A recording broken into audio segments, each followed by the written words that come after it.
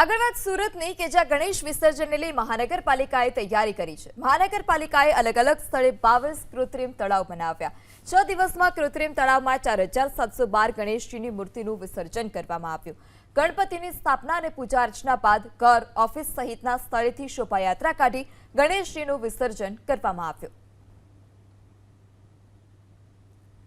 ગણપતિ બાપ્પા મોર્યા પૂરચા વર્ષિતું લવકરિયાના નાદ સાથે ગણેશ ભક્તોએ સ્થાપના કરી છે। ત્યારે તસવીરો તમે જોઈ શકો છો। અત્યારે સુરત મહાનગરપાલિકા દ્વારા કૃત્રિમ તળાવો બનાવવામાં આવ્યા છે અને કૃત્રિમ તળાવમાં આ પ્રમાણે જે નાની મૂર્તિઓ હોય છે તેનું વિસર્જન કરવામાં આવતું હોય છે।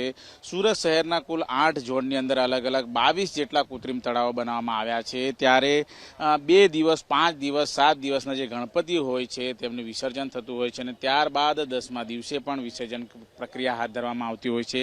અત્યારે તસવીરો તમે જોઈ શકો છો। જે માનતાના માનેલા ગણપતિ હોય છે